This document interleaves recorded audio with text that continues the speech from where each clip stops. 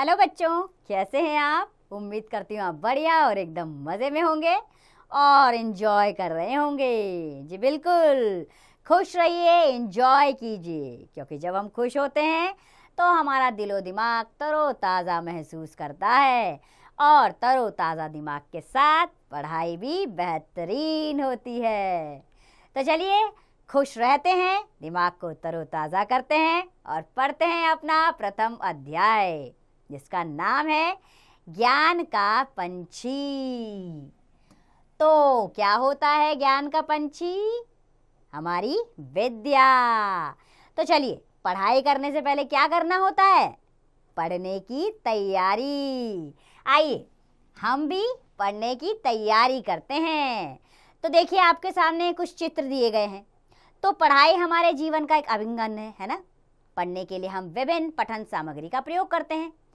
तो आइए इन चित्रों को पहचानिए और उनके नाम लिखिए। पहले चित्र में क्या है? पेंसिल, दूसरे में रबड़, तीसरे में कॉपी या किताब कहें आप इसे।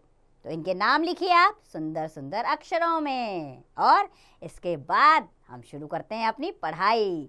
तो यहाँ पढ़ने वाले हैं हम एक सुंदर सी कविता, जो हमें समय के महत्व को बताती है कि समय हमारे लिए बहुमूल्य है, इसे व्यर्थ ना गंवाएं। तो हमारी कविता की पंक्तियाँ कुछ इस प्रकार है बच्चों। जिसने अक्षर दीप जलाया, जिसने अक्षर दीप जलाया, उसने ही उजियारा पाया। आलस में जो खड़ा किनारे, चलती धार को चीर ना पाया। अक्षर दीप यानी कि शिक्षा का दीपक। उजियारा का अर्थ होता है उजाला बच्चों, और चीर यानी कि उसको चीर कर जाना, यानी कि अलग करना। अर्थात जिसने अपने जीवन में ज्ञान का दीपक जलाया है, उसने ही इस संसार को उजियारा दिया है और अपने जीवन में ही उजियारा पाया है। लेकिन जो आलस करके किनारे खड़ा रहा, अर्थात जिसने आलस किया और कर्मशील नहीं बना, वो कभी भी अपने लक्ष्य तक नहीं पहुंच पाया है। मुन्नी पढ़ती मुन्ना पढ़ता, मुन्नी पढ़ती मुन्ना पढ़ता, कलम उठा कागज पर लिखता, करत करत अभ्यास से भैया रस्सी चलती पत्थर घिसता। तो बच्चों, मुन्नी पढ़ती है और मुन्ना भी पढ़ता है और कलम उठा कागज पर लिखता है। देखो दोनों के दोनों क्या कर रहे हैं? कलम उठाकर कागज पर लिखते हैं। और इससे क्या अभिप्राय है कि करत करत अभ्यास से भैया रस्सी चलती पत्थर घिसता। अर्थात अगर आप लगातार अभ्यास करें तो आप अपने जीवन में हर कार्य कर सकते हैं। जिस प्रकार अभ्यास करने से रस्सी से पत्थर पर निशान पड़ जाता है, उसी प्रकार अभ्यास करके जीवन में हर चीज़ हासिल की जा सकती है। एक एक अक्षर जोड़ जोड़कर, एक एक अक्षर जोड़ जोड़कर पोथी पढ़ते पंडित सारे, एक एक तिनका जोड़ जोड़कर नींद बनाते पंछी प्यारे। अक्षर का अर्थ होता है शब्द, और पंडित यानी कि विद्वान लोग, और पोथी क्या होता है? हमारी महान किताबों को कहा गया है, और नीड अर्थात घोंसला।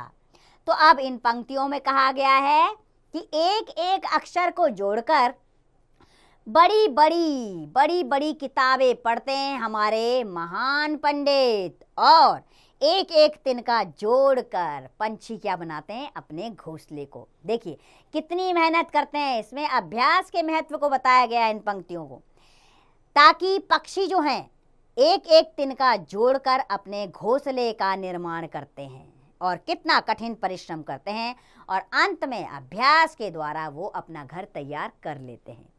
ज्ञान का पक्षी उड़ता जाता, ज्ञान का पक्षी उड़ता जाता, अनपढ़ देख देख पछताता। अब भी समय है चेतो भैया, अरे अब भी समय है चेतो भैया, बीता समय कभी ना आता। तो पछताता यानी कि पछतावा होना, और अनपढ़ जो पढ़ा लिखा न्या हो। और चेतो का क्या अर्थ होता है बच्चों? जागो, अब तो जागो।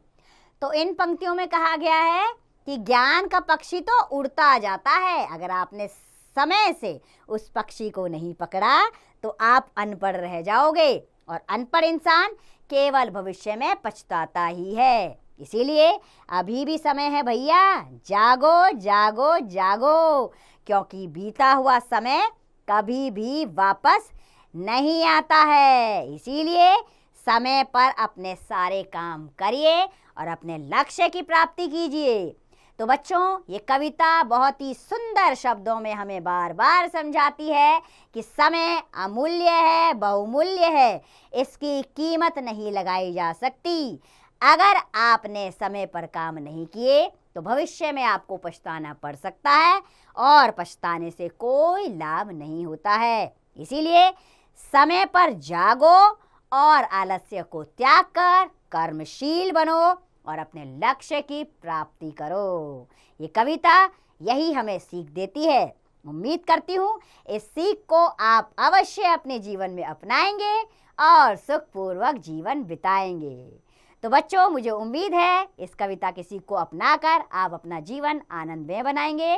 तो इसी के साथ खुश रहिए, स्वस्थ रहिए, मस्त रहिए और इस पाठ का अभ्यास कार्य आप स्वयं कीजिए।